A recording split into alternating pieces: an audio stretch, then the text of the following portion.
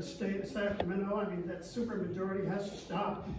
Yes. So now let's talk about my candidacy for district attorney for Los Angeles County. I want to tell you a little bit about myself. Well, I was born in Pasadena. My parents moved to Indianapolis when I was an infant.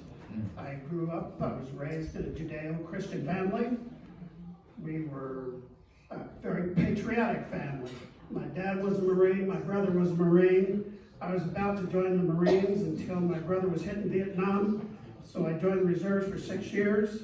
We occupied all branches of the service. We were a very patriotic family back there in the Midwest. And my upbringing, it was humble. I mean, we had 7 children, mom standing around, 7 kids and dishing out the food from a pot.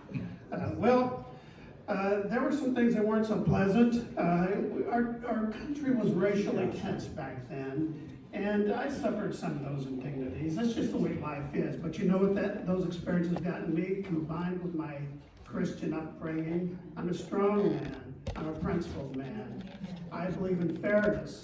I do not tolerate injustices. That's what I'm about today. And so, I don't want to spend more time there because I know the time is limited, but I worked in the factories of Eli Lilly, worked my way up and all those kinds of things, and I said, well, I was going to school at night, and I said, well, I think I'd be better positioned if I went to California, so I did, and got to go to PCC almost free. And then I went over to Cal State LA, finished up there, and I had 2 choices after that: Indiana U Law, where Pence and Quayle were, we were there together, or I could do USC. I couldn't afford USC, so I took Indiana U Law. It was a very good education, nuts and bolts, and it got me past the California bar the first time. So wow. It was a good experience. But you know, I began my legal career as a deputy district attorney in Los Angeles County, and I moved up the ranks quickly. Crimes against police officers section, career criminal, recidivist section, and the hardcore gang division. That was the most difficult assignment. It's important work, and I was able to achieve, and I know this is an unpleasant subject, but I gotta talk about it because it's my experience and what I'm about. And this office that I'm seeking, I was able to achieve 2 death verdicts. As a judge, I sentenced a man to death. I wrote 2 death penalty bills. I co-authored the stalking bill. These are important subjects that a district attorney ought to know about. Now, I spent 24 years as a judge in the Los Angeles Superior Court. I spent 12 years as a prosecutor. I was a state bar prosecutor. That means that I supervised a team of deputy trial counsel and the investigative staff to prosecute unscrupulous lawyers. These are good things that a district attorney ought to have, those kinds of experiences over the years, and this is what I'm about. I'm a fair-minded man. And let me just tell you a little bit about my platform. If you go to my website, you'll see right on the first page, I stand with Israel's right to exercise self-defense. If your government does not protect you and its citizens, what's the government for? Exactly. They have a right to exercise self-defense and to pursue their attackers until they're no longer a threat. I strongly believe that. Number 1 on my platform is hate crimes. That means any crime motivated because of your skin color or your religion or your gender. I'm sensitive to those kinds of things, and I think it's just probably because of my upbringing, my past. I don't tolerate that. And Gascon won't file those charges. I will reverse that policy on day 1 in office. Anybody who does something against someone because of their race, their religion, or their gender, they ought to be charged. They should get 3 more years on top of the initial charge, but they don't because of Gascon. Number 2, the smash and grab stuff, that's just a joke. Mr. Gascon uses this Prop 47 to undermine, to circumvent charging the appropriate files. I'm not going to spend a lot of time on that, but I'll just mention briefly. If you enter into any establishment, it doesn't care what it is, a home or a commercial establishment, If you enter with the intent to steal anything of any value, it's a burglary. And if you do it with force or fear, it's a robbery. Those are felonies, and those people should be charged with accordingly.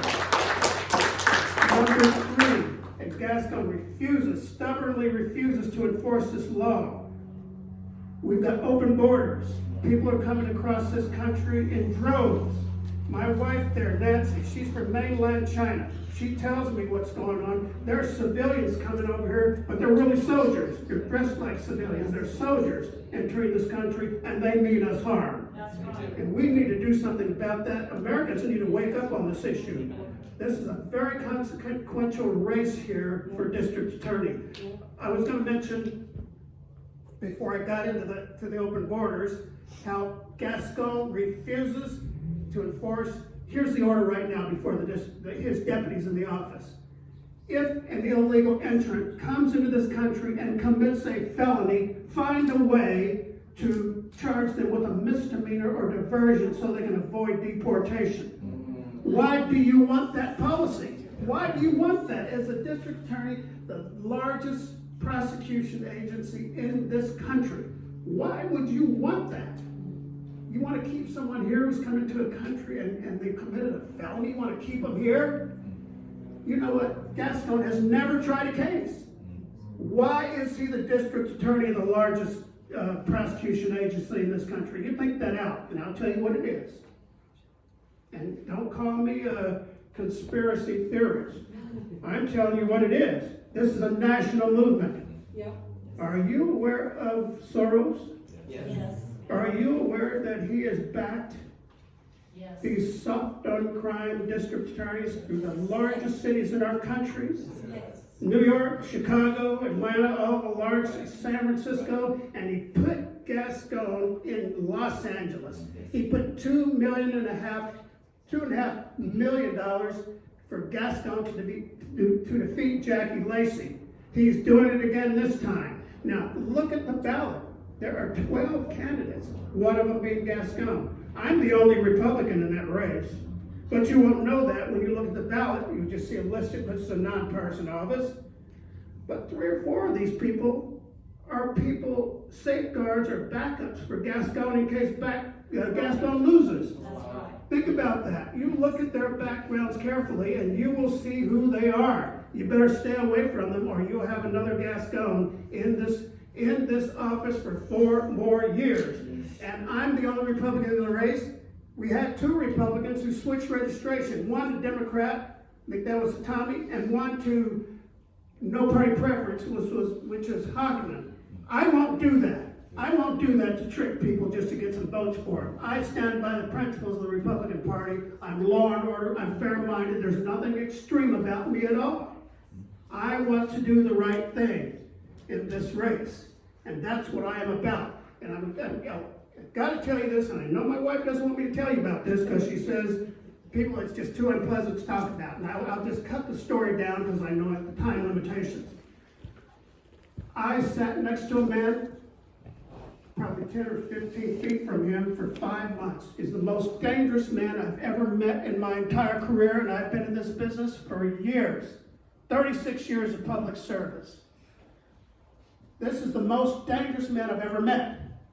He was in prison for a killing. He got out, and I'm not going to go into the details. He got out, and he went into a park, killed 3 more teenage boys, or shot 2 of them. 1 survived, 2 died. He then, 2 weeks later on Halloween night, he goes to a couple's house, and he thinks that they provided information to the sheriff's department about the park killings, so he executes them. He goes back to prison and is killing again in prison. I got a death verdict on that case, and he filed years of appeals. California Supreme Court affirmed. United States Supreme Court affirmed. He kept the writs going up and down the federal chain until a federal district court said, we're going to set him aside the death penalty. We're going to give him life without parole. And that's where it is now. Well, Gascon today is up there in Sacramento pushing to get him out. This is the most dangerous person I know. Gascon is pushing to have why would the district attorney want to let this man out? Right. And he's saying, And the proposed legislation, and the supermajority up in Sacramento, that's why it's so important that we get our Republicans out there to change this mess. It's dangerous. The reason he's doing it, the proposed legislation is, if you've done 20 years or more on a life without possibility of parole sentence, you're entitled to immediate release. So this guy convicted in 87, the most dangerous man, he would be entitled to release in 2007. Let him out today is what Gascon is doing. That's what they're pushing for. This is dangerous stuff. And I'm telling you, ladies and gentlemen, people say I'm crazy sometimes when I mention this. This is a good versus evil proposition. That's what it is. They're trying to, the border, let everybody in. Gascon and all the soft on crime district attorneys, release them from prison and don't put any more in prison. Disband your police departments and take away your guns. What's that picture about? All the people coming in the country want to hurt you, but take away your right to self-defense, get rid of your police, and let all the people out of prison. Where do you think that's going? This is a good versus evil, folks, and I need you folks to support me. You need to get the word out that I'm the only Republican in this race, and I take it seriously. I'm fair-minded. I'll do what I can to protect the interests of the citizens of Los Angeles County. If you have any questions of me, I'd certainly appreciate it, and I certainly appreciate your support. Thank you so much.